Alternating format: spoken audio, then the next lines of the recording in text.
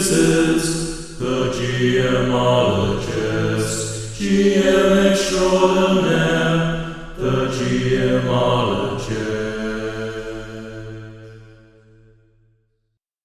Hello, everyone, and welcome to the Geomologist Presents. What follows is part one of the interview with Jason Wiebe.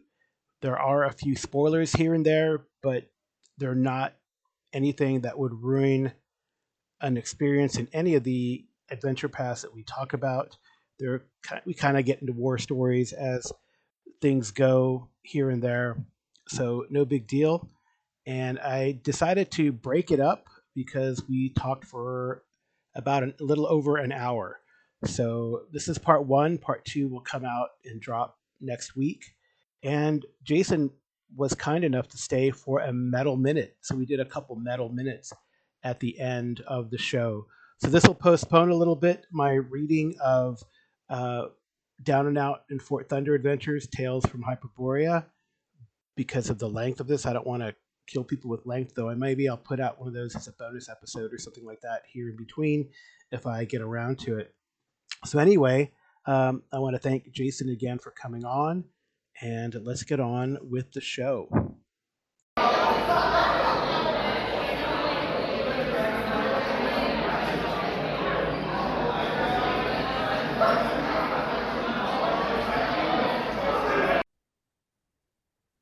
Hello, everyone, and welcome to the Geomologist Presents. I have a guest on with me today, and this guest is Jason Wiebe. So I know Jason, and we're going to talk about a topic I've been wanting to talk about for some time. I have been a subscriber to Paizo, and I'm a subscriber to them before in the Dungeon magazine, and they didn't create it or invent it, but they're really well known for their adventure paths. And I was looking for someone in the I guess Discord verse, I guess, gaming verse of mutual gamers that we associate with, who's had a similar experience. And I heard Jason on Shea Webster's podcast, Roleplay Rescue, and he gave a great presentation on his GM rules. But he also talked about his experience with Paizo Adventure Pass, albeit during the Dungeon magazine era, but it definitely is a similar experience. And we kind of chatted on Discord, and it seems that we have had similar experiences. So thank you so much, Jason, for coming on.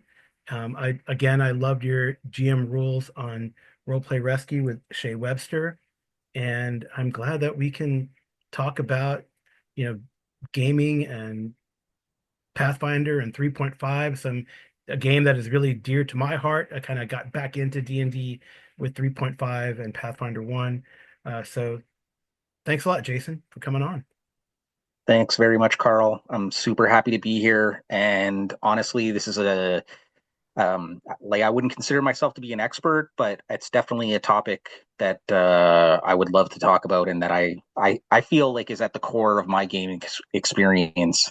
As far as the Chase show Roleplay Rescue, I regret that I called them rules for GMs. I feel like calling them guidelines would have been a much better way of saying it, because rules are too final. It's too much of like you have to do it this way. And I think my point was ultimately that you need to find the flexibility that works for you at the table to run your games the way you need to run your games, and that makes you and your players at the table happy. So Right. Yeah. So another cool thing, another similarity that Jason and I have, and I did meet him originally when Shay ran an alternity game, uh, early morning for me, so probably really early for Jason too. But that was a great game, and I think we hit it off there. And looking at his shelf and then hearing about his music preferences, we definitely have a lot of things in common. We're both even shave our heads and have like a little bit of facial hair, so and glasses too. So there you go. But nerd it's really, alert. yeah, that's true. But right, so we actually are probably going to do like a metal minute at the end of this too. So we kind of came up with the topic that was kind of cool, and we're like, oh yeah, I love that guy, I love that guy. So we're going to do that as well. But yeah, Adventure Pass. I have tried to play and start a lot of Adventure Pass, right? from the Shackled City that you talked about to my latest one, which is for Pathfinder 2, but they've continued, Paizo has, with their adventure path format. And I've continued, and the latest one is Bloodlords that I'm running now. And that one actually is going well. So maybe I have learned to try to work through the flow of the adventure path to try to sustain it. Or maybe it's the right time. The stars have aligned. So I don't know. I mean, it, it, they're fun. I think I usually feel like the opening adventure are usually really good and I would agree. almost like pioneering, right, in some of the things that they've done, classic adventures. So but then it just seems something happens along the way. And I think Jason had some great points before we got on that, we don't want to be negative about it, but we're trying to figure out ways to, let's try and pick some of these up and maybe finish them out or start them anew. And let's learn from what had happened in the past to help all of you to get through these adventures that look really great. A series of six, a series of three, or back in the dungeon days, like 12 issues of Dungeon Yeah. Magazine, right? So, although they were shorter, which was great, they're not the 96-page format that Paizo has come with.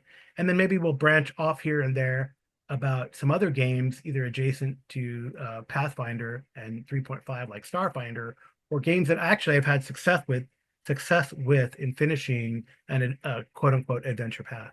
So that could Right. be, maybe you could speak to that too at some point along the discussion, but like Call of Cthulhu or Warhammer Fantasy or others that have these, mega adventures. Really, I guess Yeah. No, we have that's mega actually, dungeons and we have mega adventures, right? So yeah, that's a good point actually. yeah. So we're in the Bloodlords campaign. That's a 6 book Yeah, one. that's one of their last 6-book campaigns. And actually, I think Paizo has done something again smart. They're wonderful designers and team, and I've followed Paizo for a long time. I used to be on the forums a lot, but I haven't really lately. But yeah, I What think was that was your the last. What's that? what was your handle on the I think it's forums? Broccoli Head, probably.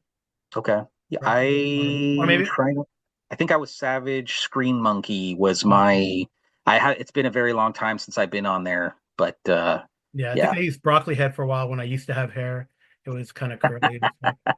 And someone gave me that moniker probably back in high school because that's when we did that kind of jabbing.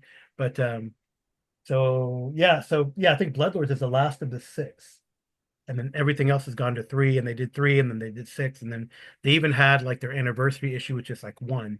That's kind of Yeah, the that adventures, which is a was good the idea. seven dooms for Sandpoint, I think. Yeah. It's a Yeah. reprise, not a reprise, but a callback to their Rune Lord stuff, which I think are Yeah. great. Well, it was actually so I the interesting thing is that James Jacobs wrote that he had actually ran it for people at Paizo, and there was a write-up that he had done, or not him, but one of his players had done on the message boards, and I had actually copied it all Yeah. and tried to like draw out all of the maps and all of the stuff.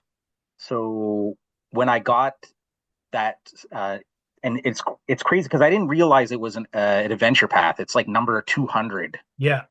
and I it doesn't say it on the book, but inside, like near the OGL stuff, it says adventure path number 200, and I was like, oh my god. Um, Yeah. but yeah, that's crazy, and I think that's what they're doing now. Like I saw with Starfinder, it looks like they're going towards like a hardcover Oh, instead of hardcover, doing. like single compilation type stuff. Yeah, it looks like that's what I'm out I of the thought they were loop in a doing lot that of. with they're doing that when they release for the new Starfinder 2 when they release the Mecha Adventure Path. Yeah, that looks cool. Yeah, that looks So cool. yeah. Yeah. So So yeah, I think so one of the things that I think is really great about Paizo is that they've really learned over the years. It's been what? I think I made a note of it or something. I think it's been like 18 years since like Shackled City came out. Shackled City came out in 2003 was when it came out in the issues. Dang. So that's and then they the remastered it for 3.5 in 2005. So wow, that's kind of 20 years. Yeah. yeah, and like I you said before, like that's where I started, right? So to think Yeah. that like I've been in this game for that long is kind of crazy. Mhm. But the evolution that they've gone through has been, they've gone from these 12 issues of adventures down to like 6 issues with a lot of extra content in it. Like Mhm. even when they went from like Age of Worms and Savage Tides in the magazines, Yeah. then they had the accompanying articles that were in Dragon magazine, which I Right. thought was pretty revolutionary. And then even like And they even so put they them were online. They put them yeah, online and too. then well, they had extra content Yeah. online too, right? Yeah. And then so that was awesome. And then I think when they were forced to like do the Pathfinder adventure paths, they took a lot of those lessons, right? And you could even see the evolution in terms of like just the graphic design about how like they started to get the same artists and the same layouts and the same map maker to like give it a certain consistency, right? So Right. that eventually they could compile them. And then there was the whole debacle. I feel like it was like one of the mega debacles with when fourth edition came and they tried to separate themselves from Yeah. the open game license, and somehow these guys don't learn, which is a whole other story That's a whole anyway. other topic Yeah, for a podcast. yeah. But anyway, but like I was looking at some of the more recent ones for TUI, and what I find really interesting is how the adventures seem to get shorter, and they have a lot more useful content in them. I feel like the way they've divided it up, they're trying to make them like, how do we make these more usable? Just the fact that they've like cut them down to three, like to me, I think they recognize that like not everybody has the fortitude, whether you're a game master or whether you're a player, or, obviously you're together, but you don't have the fortitude to go through 6 issues. It's a lot, Yeah. right? For any game group. I mean, I remember when we were doing Shackled City, um, like I was pretty young at the time, and like I had a baby. I had the guy who was running the game at the time had moved apartments. Like people's entire he had a girlfriend and then she left, and then he got another girlfriend. I mean, like all these huge life events happened within the span of running this game, right? Yeah. And so like, you know, to think that like you're gonna have that sort of stability, especially when you're young. Like you and I are older, Yeah. and I think we're more established in our like careers, and so we can carve out the time to play games and do that kind of stuff. But when you're young and it's like you got school and you got work and you're trying to build a family, like it's hard to dedicate that time, and then to get 4 or 5 people all on the same page for that amount of time, like that's a challenge right there, right? So I think Paizo has been very good at adapting their stuff to make it so that they can be more successful, for game masters and groups to be able to get through these things. I think that's one thing.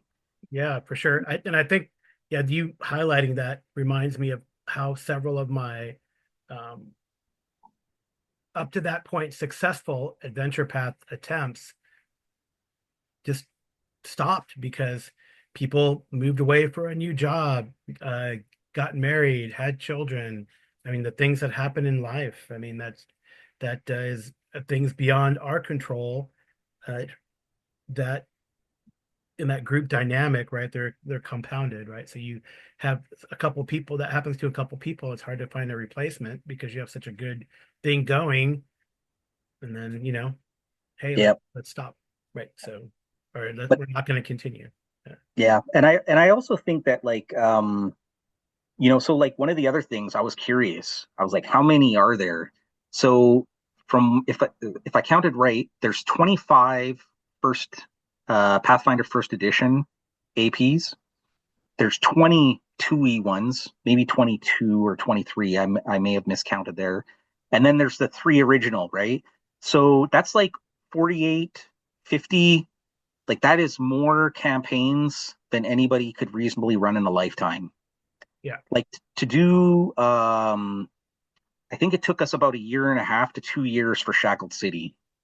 I seem to recall, and sometimes I don't think like like dating your games by like the longevity of the years is necessarily like a good way of doing it, because it's like sessions, right? Yeah. Like you might get 1 month where like, and we were playing every week, right? We were Oh playing wow, religiously of every week, and it that'd be was awesome. sort of a, yeah, it was a ritual, right? It was nice. Like every Saturday we would get together, we ordered food, we ate our food, we shot the shit for that week, and then we got down and we played the game. And we had sessions sometimes that went till like 1 or 2 in the morning because we were like, okay, we got to finish this combat, right? Like we need to get this so we can move on to the next chapter. Yeah.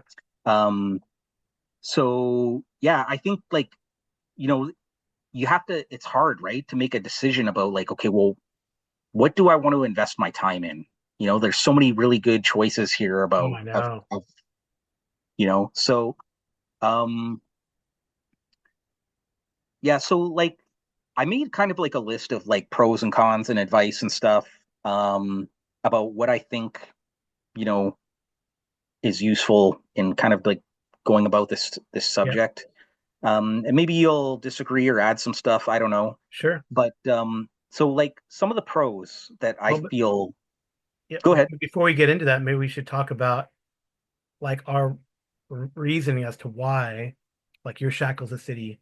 I mean, you guys you gave some reasons, but ultimately, why did you guys finish? What was the drive behind you guys finishing?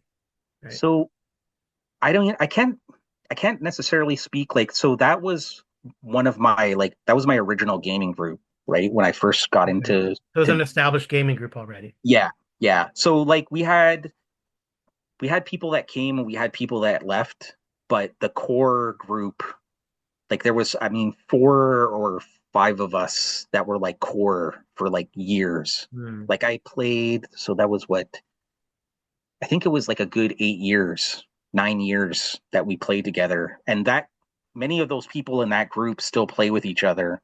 Hmm. Um, Yeah. I don't, I found like I had a little bit of a falling out with them by the end. Um, not be, I mean, I still talk to them. We're still friends and stuff like that. But I found that my gaming sensibility sort of shifted from where they were at, and I was ready to like explore new things. And they were pretty happy with where they were at. Hmm. Um, but I think for me, was that this was the first time that we were going to do like a real 1 to 20 campaign. Like I don't think any of us had experienced starting a campaign at level 1 and going to level 20 and what that was like. You know, I think it's the experience of most gamers that like you start off a game at level 1 and then maybe you get to level 3 or 5 and then the game dies off. I mean, there's statistics, right, that show Yeah. that most games are played between level 1 and 10, Hmm. and that's why Wizards puts out what they do, because they know that's what the statistics are. And I think Sly Flourish talks about that too and stuff like that Yeah. about Yeah, that's so kind of true. Yeah, I think I've only statistically, I know that way back in high school, during the AD&D and second and two E transition. We ran a campaign, and it went from level 1, which was cool, and I think it just because we all went to college, it ended around level 18, right? And that was 1E and then the transition to 2E. Though we still focused on, we didn't really transition, we just stayed with 1E, really, and truth be told. And then there is ideas or an idea like, oh, let's play this adventure path that just came out for 2E, but it just never materialized. yeah. No, just everyone moved on. And then in 3.5, not an adventure path, but dungeon was fantastic. Like Oh my God. Yeah. and you had like I was able to string together like these little dungeon adventures from not just 3.5 that came out when 3.5 came out because it's contemporary, but also going back to the 1E, adapting BX, adapting other adventures, so I could run these like, oh, if you guys go there, I got an adventure for you type of thing, or what's Yep. going on in in a way it was still like it was a Forgotten Realms. I think it was it Oh, we actually started in a non-traditional place. We started in the southern south of the Sea of, and I'm sure people don't know Forgotten Realms geography, but we started not in like the Dale Lands, not Right. Waterdeep. We started somewhere else, and Yep. that campaign went all the way to like 20th, where we even had had these splat books at the end of uh, or around in three, where they did like epic stuff, and they did Yeah. how to become a chosen, and one of the characters became a chosen, Oh, that's cool. and so crazy stuff. And actually, you're right, it's sustainability, a group that gets together and does stuff, like has a ritual where we get together, we eat, we do things outside of the game, and you Exactly. stick together, and you finish the 1 to 20, right? Which is really great. And I do remember like late nights, um, roommates that didn't do have anything to do with gaming, kind of wandering down and going, "What's going on here?" And Yeah. and you're sitting around the table, coffee table playing, right? So, yeah, Yeah. No, stuff like that is really I cool. definitely think that that's it, right? Like, and I don't think it's a slight, because I think that like online gaming is amazing. I mean, I do it. I know you do it. Yeah, And I think that a lot of people get more gaming in now because of it. But I do think that there is something to be said about the ritual of sitting around a table with a bunch of people and having that intimacy of being around the table. And things get heated sometimes, right? Like yeah, you play some of those games and you're tired or you had a bad week or something like that, and like so you, you know there's sort of like bonds that kind of get forged at those mhm, tables. And yeah, like I'm sure people have horror stories about things where they've gone badly, you know yeah. I've had and some table yeah. flips. Yep. So I do think that on some level there's that, right? I think if you've committed to going to somebody's place or to a place to play, that makes it harder for you to back out, right? Whereas if Mhm. you're online, you're like, I'm not really feeling it, and then you can Yeah, just send a message like, guys, you know, my cat's got explosive diarrhea and I can't make it tonight, and so I don't know, maybe that's BS, but I can't help but think that that plays a role in that. So yeah, for sure, um, for sure.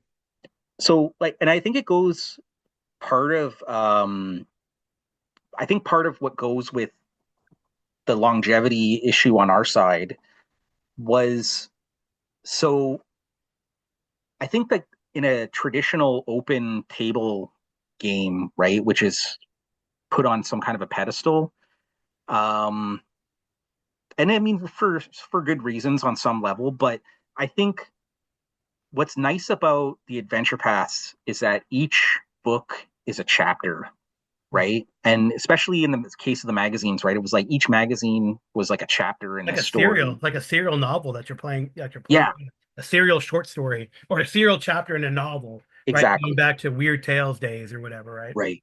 And so the value in that, I think, is that it gives you as a player this sense of like closure, right? So it's like, and even as a game master, especially, I think, because it's like eating the elephant one piece at a time. Mhm. So you're feeling like this sense of accomplishment that we did something here, right? We got the first leg done, and then we're moving on to the next, and so you feel like it's going somewhere, and it has an end to it, Mhm. and that at some point this is going to finish.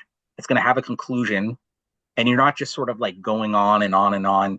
And I think while there's value in that, I also think that there's value in having a beginning, a middle, and an end. And that somehow I feel like there's a lot of things in the RPG world where we put a lot of value, and maybe these are just in my head, I don't know, but I feel like we put a lot of value on certain things that aren't necessarily like worthy of being venerated. This idea that like, oh, well, I have the epic sandbox that lasted 40 years, and it's like, yeah, that's an accomplishment, that's amazing, but not everybody wants that. And like, especially when, like, I mean, you and I have showed each other our bookshelves, Yeah. which feels sort of intimate in a way. Um, but like, we've got tons of stuff on our shelves, man. Like I want to play other stuff. I want to experience other games. I want to play other things. Mhm. You know, like I don't want to just do the one thing forever and ever. I want to like be able to experience these other things, right? So I think that that's a definite plus in having, and especially with the shorter ones, right? Like you said, the three bookers, like to there, it's like, okay, well now, you could knock off, a three booker in like, I don't know, 3 or 4 months, maybe, depending on the frequency of your play and how long you play for. Mhm. So, yeah, I think that definitely played. Like I remember being times like there was one adventure in Shackled City, and I know I keep going back to it, but that's my real touchstone here, and I have a lot of nostalgia for that one.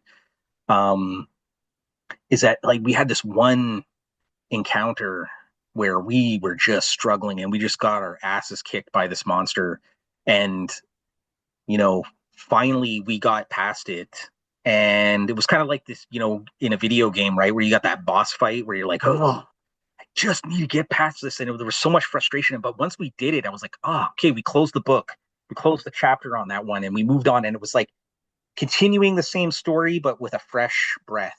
Yeah. It was like, all right, we can move on to the next thing. Yeah. And I think the disadvantage to how Paizo does it now, in the sense that like the books, I don't know, maybe I'm wrong because I haven't really played that many of the actual Paizo adventure paths, like Mhm. as a Pathfinder. Um, but I feel like you got more of a separation, at least in Shackle City. There was a big the story wasn't so tight, and I think because the story wasn't so tight, you had these like openings in between the books, in between the adventures, where you could insert your own stuff. You could do stuff. Yeah. That's Yeah, true. and I think that's, to me, I think that's key on like, what I think is something that you need to do, which we could talk about a little later on about, Yeah. what you might want to do to like get some longevity out of your stuff. Mhm. But yeah, I think having these tightly written, one follows the other adventures is probably not the best way to write these things. And I think they know that. I could be wrong, but And maybe that's that's why my, they're going to the three, right? Maybe there's why there's a yeah, lot of like extra content in some of these now. But I do recall that, right? So when I've run, um, well, Shackled City, I think because I had a TPK in the second book, the second adventure, it kind of no one wanted to continue, even though I gave them options, but none of them yeah, wanted to continue because they thought, oh, well, that's just you're just kind of using some hand wavy and let's move on to something else. yeah. But in Savage Tide, which I actually set in Eberron because they had those Oh, supplements wow. where you could put things in different, they had, okay, this is how it works in Greyhawk, this is how it works, in Yep, Forgotten Realms. This is how you could do it in Eberron, right? So I set it in Eberron and we had like side quests. that's awesome. So and I think that helped sustain it for a little while. The crazy thing is that one Savage Tide was actually like play by post on Hero Central, and that one we got to the Isle of Dread in Oh, that. wow. So That's an accomplishment. that's like 4 or 5 adventures in, right? Yeah, At least a third, right? So yeah. that's pretty good that we Yep. actually got there on a play by post type of format. That's So that's even more um, impressive. yeah, so that was good. I have really fond memories of that one. Age of Worms, again, it seemed to me, and this has been my experience a lot, and maybe you can address that in one of your points, is like the first adventure is always like awesome, gangbusters, and then something happens. Oh I man. I know the second adventure and a lot of these earlier ones too have suffered, in my opinion, by the giant dungeon. So Yeah.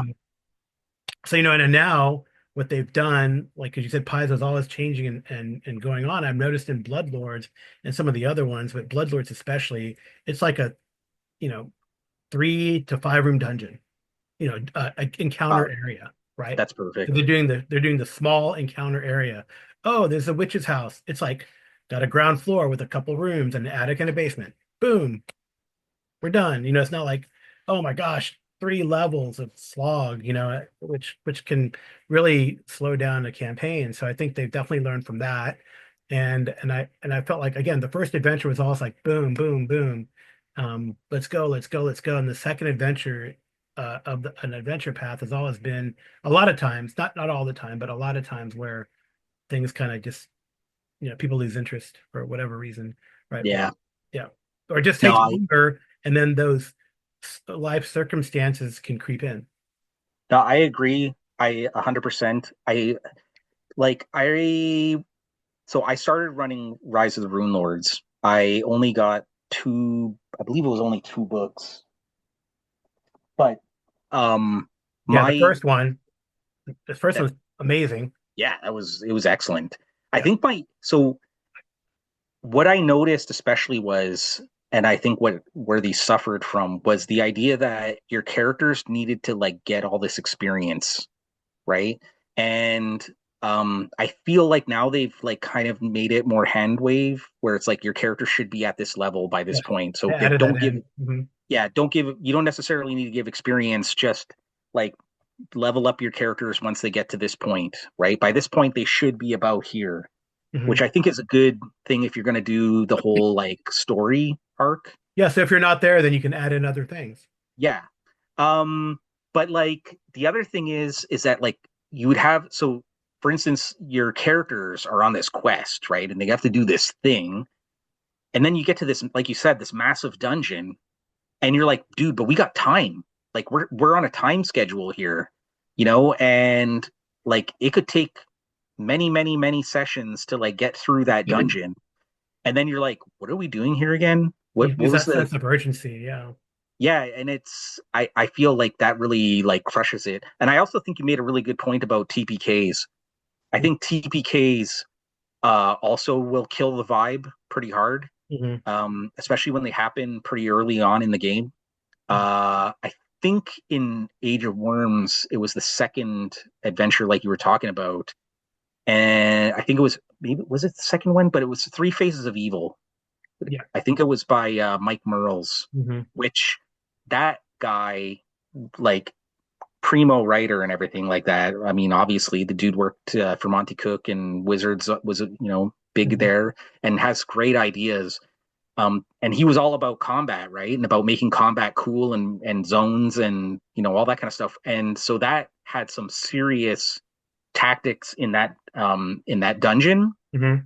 And when we played it, because I did end up, I played the first two of those adventures, and our characters got wiped in that thing. There was like an encounter that even if we had wanted to run away, and I know that's a thing, they're like, oh, you can run away. Dude, we could not run away. It was like impossible for us to run away even if we wanted That to. opportunity, right? Yeah, well, Stuff yeah, like and I that. mean that's another thing altogether there, right? Yeah. Um, but yeah, I think having these short, like succinct little bits of adventure is the real way to go. And I noticed in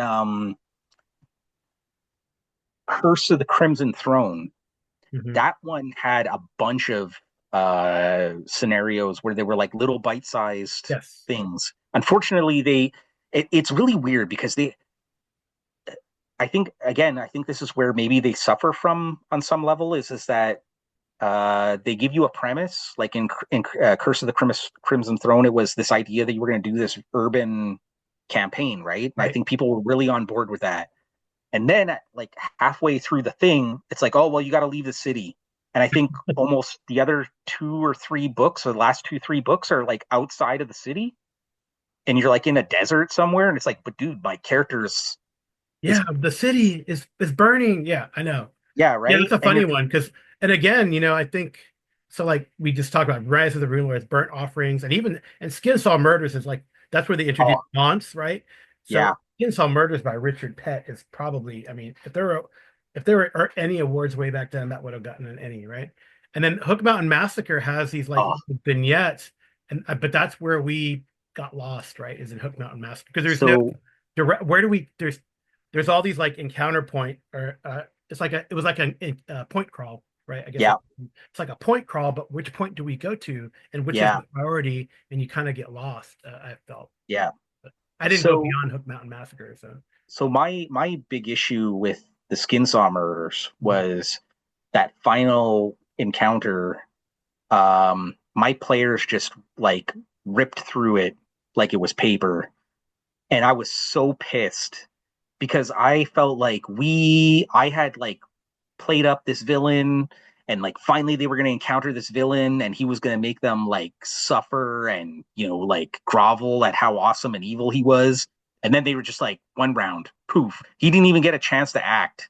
In And the I was that like, was in the manor. Or sorry, we're spoiling. yeah, By the we yeah, put an intro that say we're going to spoil a lot of these adventure paths. yeah, Not that I mean, again, these are lot of time investment, so I don't know how many people are going to yeah, go into them, or maybe like people like I have to mention Joe Richter of Hindsightless, yes, because I know he's documented and talked about how he and his group finished Rise of the Ruined Lords, and then he is currently doing Wrath of the Righteous, and he's in book 5, so he's on his way to finishing that one. So you know, there's some people yeah, that play these and understand, and they'll go through some of this nostalgia too, because I know there's some that have been not as successful. So, but I yeah. guess You should, whenever you play it, I guess it is a success, right? So yeah, but you should definitely talk to him because I feel like I haven't like kept up to date with it, but I have listened to his Wrath of the Righteous like mhm. updates, Yeah. and like you can hear that. I mean, he is always passionate when he talks, Oh yeah, yeah. but I mean that guy wanted to run, like that was his thing, right? That was his, from what I understand, it was his dream. He was like, I need to run this. The only way it's going to happen is if I make it happen, and he dedicated to it. And I think on some level, that's what you need. You Well, need to like dig deep and be like, I want to do this, and come, hell or high water, I'm doing this, right? So, well, is that one of your but points? no, but I do feel like that's a valuable, Yeah. tool, and I think it's for like any long term Hmm. campaign. I think I would love to see some kind of statistical data on it, but like how many campaigns, whether it's an adventure path or not, but how many campaigns implode because of the game master, and how many of it has to do with the players? And my suspicion is, just on my own personality, is that um, because the game master tends to be the tent pole that holds up everything. Yeah. If that person is burnt for whatever reasons, or is like just put off, like, dude, I can't do this, like you're gonna find the excuse, and then you'd be like, oh well, I have a better idea. All this new campaign came out. Oh, I would have done it better if I did this book instead. We should have done this campaign instead of this one. Or oh, this new Kickstarter just arrived. And so I think, I really do think that there's a lot of weight put on the game master, and I think you need to be mentally prepared to like carry this thing like it's your baby, and you're going to defend it at all costs. Yeah, but sometimes there's certain. I mean, on the contrary, this is great because on the contrary, I think that I am always willing to run it as far as I can. And I think there's only like a few instances in all the ones I've tried to run where it's been like me that's like, I'm not doing this anymore. Yeah. And unfortunately, one of them was Wrath of the Righteous, which is probably well documented on, ironically, on Joe Richter's podcast, because I called in about it. But like someone had read the adventure ahead of time and said, Oh, let's all go left instead of right, type of thing. So, yeah, that sucks. and then I mean, I was upset, and then like all the other players were too. So Yeah, yeah, yeah. No, that's just poor player etiquette. yeah, well, But okay. yeah. So Let's get to your points, and then we can probably throw in yeah. anecdotes about some of the ones Well, we've run, with things that we've liked, etc. so I feel like we've covered some of them. Yeah. Uh so like for instance, one of them was, it gives a sense of closure for the DM and players, and Yeah. it gives you a sense of accomplishment, and that can buoy you forward to Oh, for like, sure. Yeah. yeah, like, okay, we finished book 1. Woo! And then we can move on to like, the next one, right? Yeah. Um I think like, so one of the pros of these adventure paths is that you have like a never-ending supply of campaign ideas.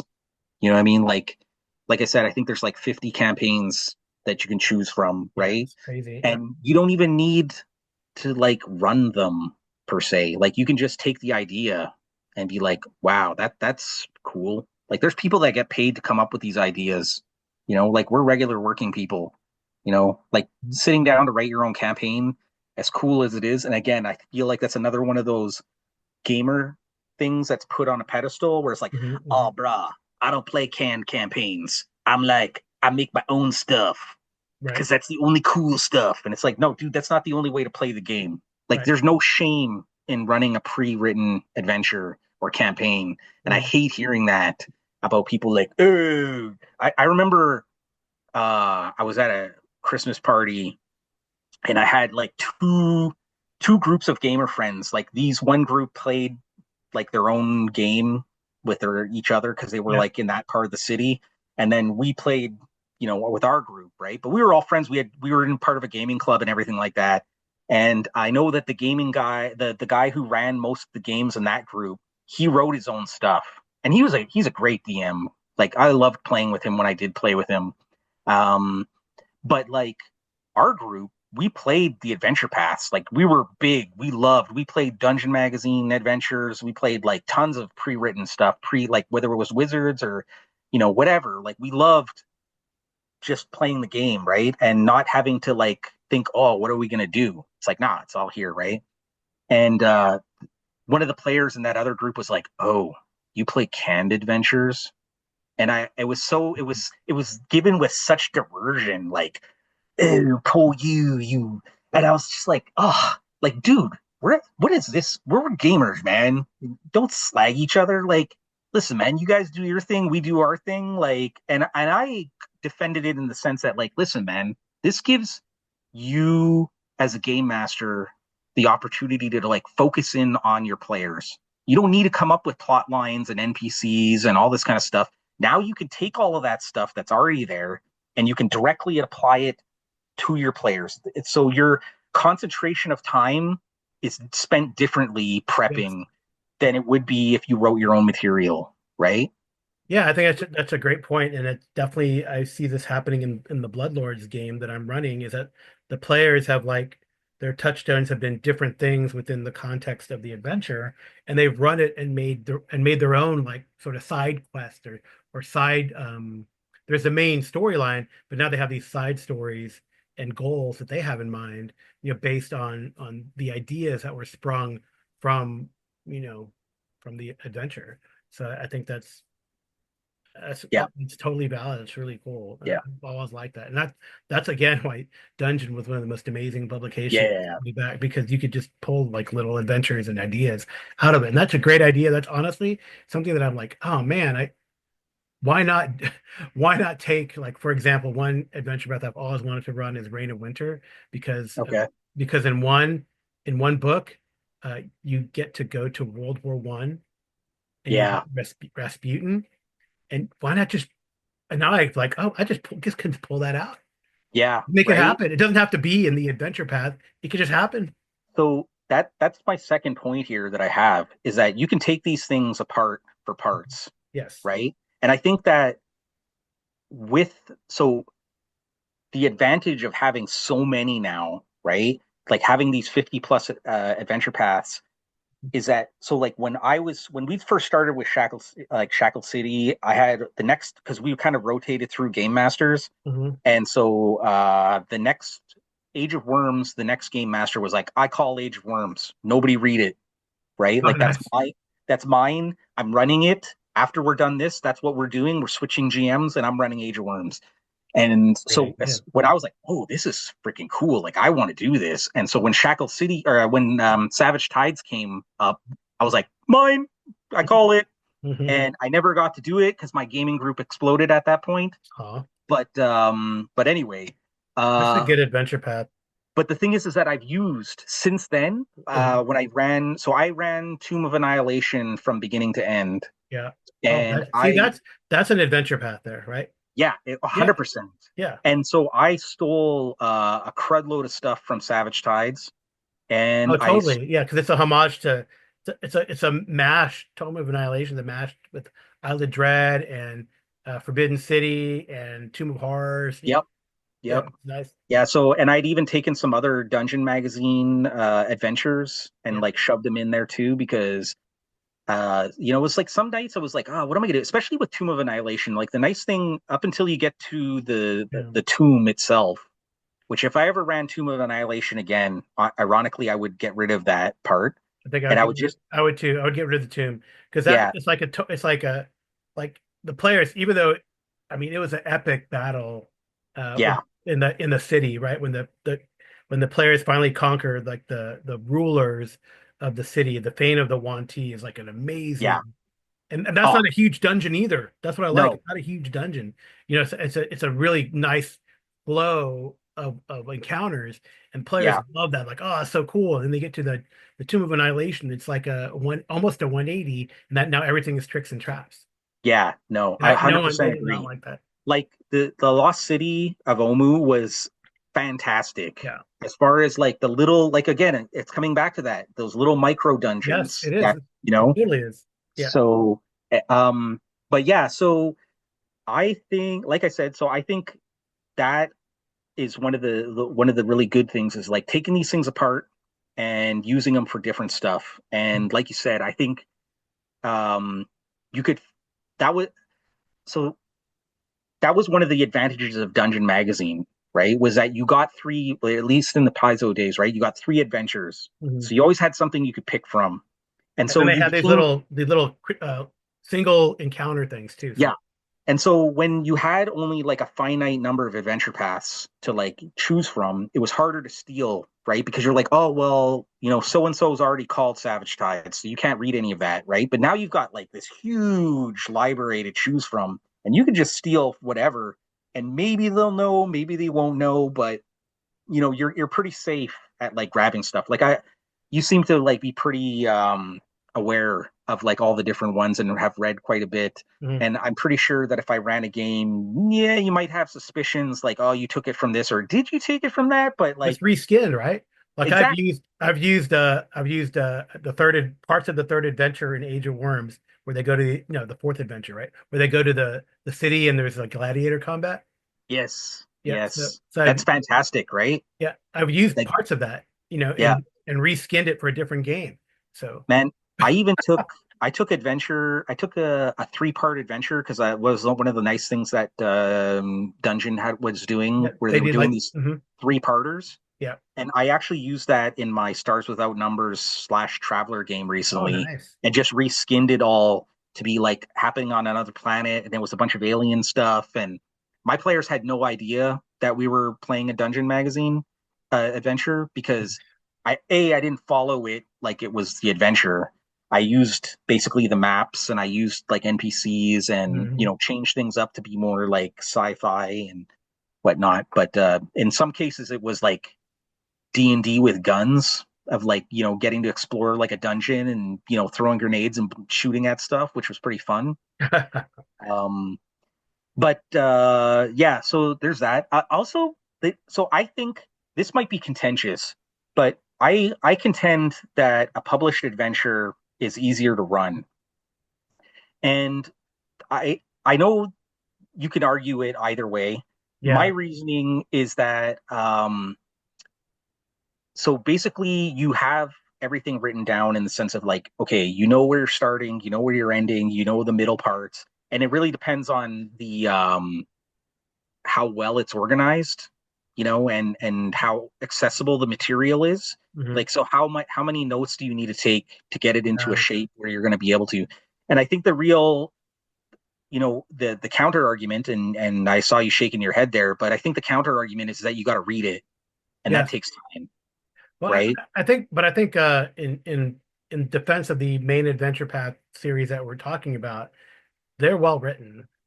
I they're pretty well they're pretty good to follow for the most part. There's a few that aren't as, but generally speaking, it's more of a taste thing, not like a writing thing or an editing thing, right? You might not like how this adventure is going, but then of course you could change however you want.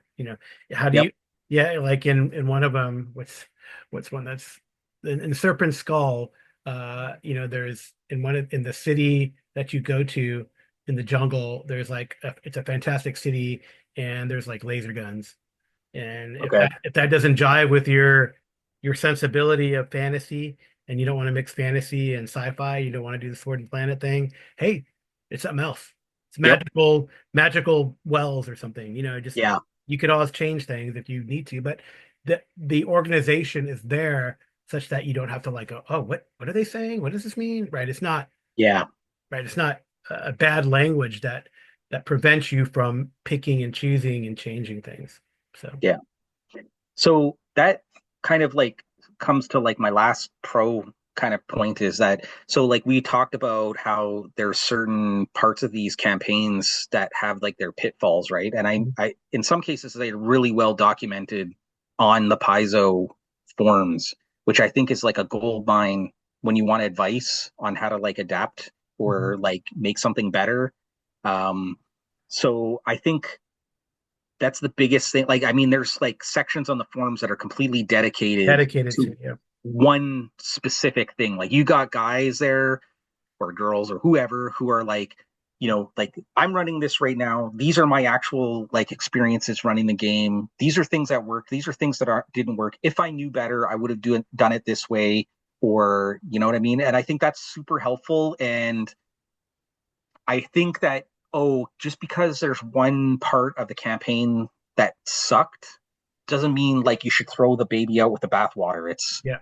like find the solutions. From what I've heard, uh, and again, like you said, starting strong on book one, what is it? Legacy of Fire. The Yeah. That one apparently has, I think, one of the final two adventures or something like that it gets really like weird, and Yes. it kind of makes it difficult to like get that nice ending that you want. Hmm. And I think like if you could rewrite it somehow, even Shackled City, I know Shackled City has some like stuff in it where it's like, whoa, that went weird. Like, and I know our game master changed things because we were talking about it afterwards. And so, like, that all came from people talking about it and going, "Yo, this was my experience. Hmm. Let me offer help and see what we can do to like correct that."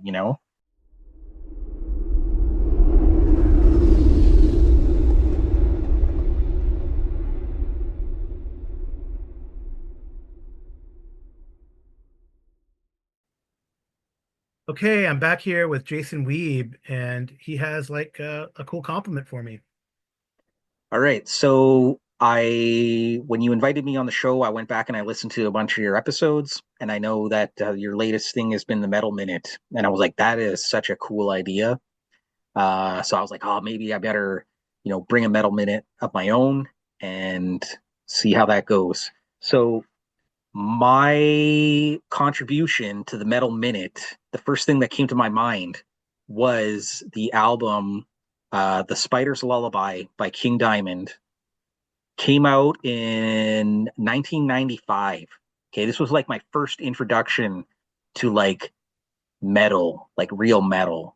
Like Metallica is metal, but this was like something else altogether. I was like, oh, like Yeah, I'm one of exactly. those. That's how he sings. Yeah, Yeah, right. I've And I was, loved King Diamond since Merciful Fate. I'm a big Merciful Fate fan. In fact, oh, if you can see the video, oh look at that. I'm wow, wearing, I'm wearing Merciful Fate. ironically, well, I don't know. Yeah, I'm that's wearing crazy, Merciful bro. Fate, Don't Break the Oath shirt.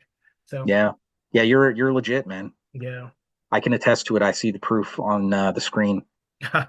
So yeah, so like this, I don't know if you guys had this in the States, but I was part of like the Columbia House or the BMG CDs thing at the time. That's similar things, yeah. Yeah, and so like I got the magazine where it was like you got to buy like so many like CDs before you're out of your contract, and so this was one of the ones that was like highlighted, and so I got it because it looked cool, and holy crap, dude!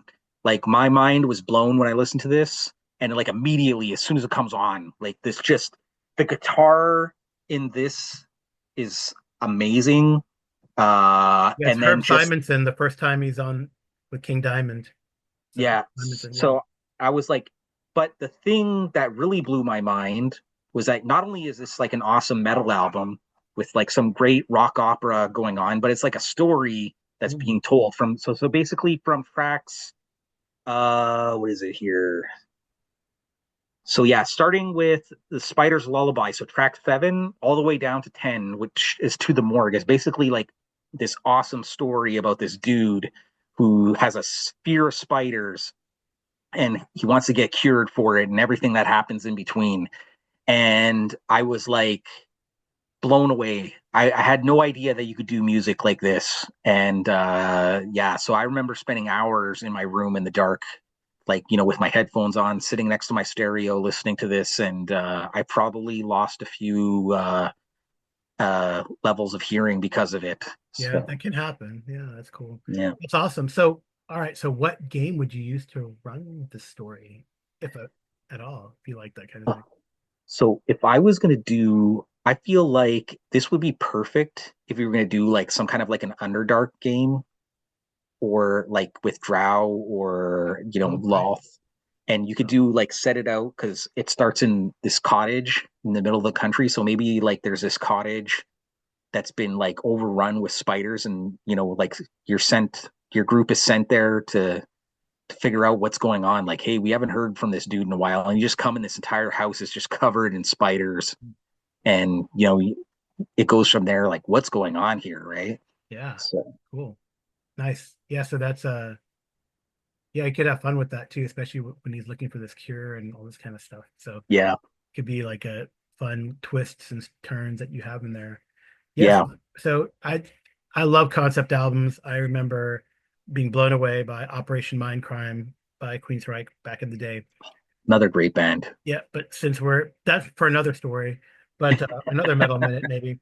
But for me, since we're talking King Diamond, and when you actually said, "Oh, this it'd be great. There's a story in his album," then the first thing I thought was Abigail, right? Not Yes. Spiders. And Abigail is a it's like his first concept album, and it tells the story of a young couple, Miriam and Jonathan, who moved to an old mansion that Jonathan inherited back in the 18 in the mid 19th century. And it's like it takes I feel like it takes place in like kind of that old like you know New Jersey, Lovecraft Country, well, Atlantic states, either Yeah. creepy New Jersey or up in New England. Maybe it is. I don't even know. I know it could be England. Sure, he's Danish, so I guess it could be Europe somewhere too. But anyway, so it's it's like it's a kind of a ghost story, and they inherit this house. The house is haunted, and Miriam is possessed by the ghost or spirit of this Abigail, and it's a very involved story. And I can think of just a great like Call of Cthulhu or other horror type adventure where this happens. And I was just like, who would you be?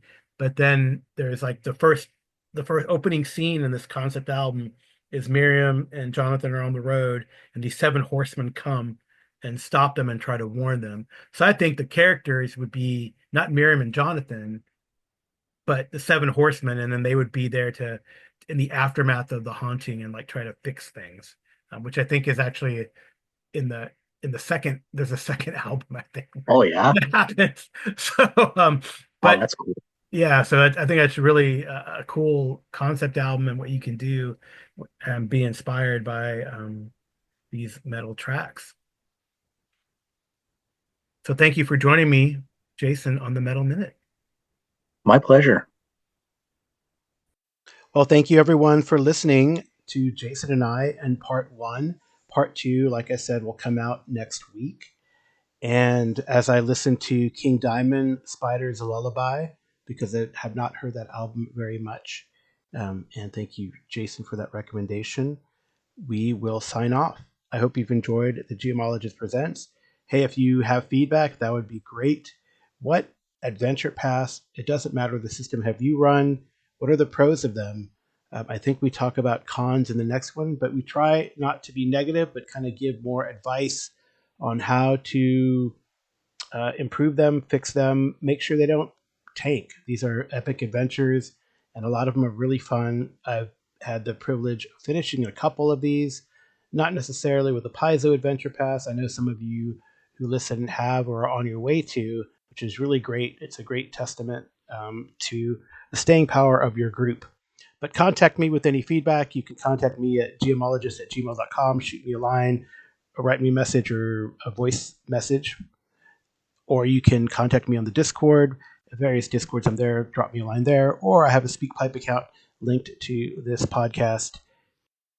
My wife, Amy Lee, does the cover clip art. Thank you to my mysterious benefactor for the music. So without further ado, good night and good rolling.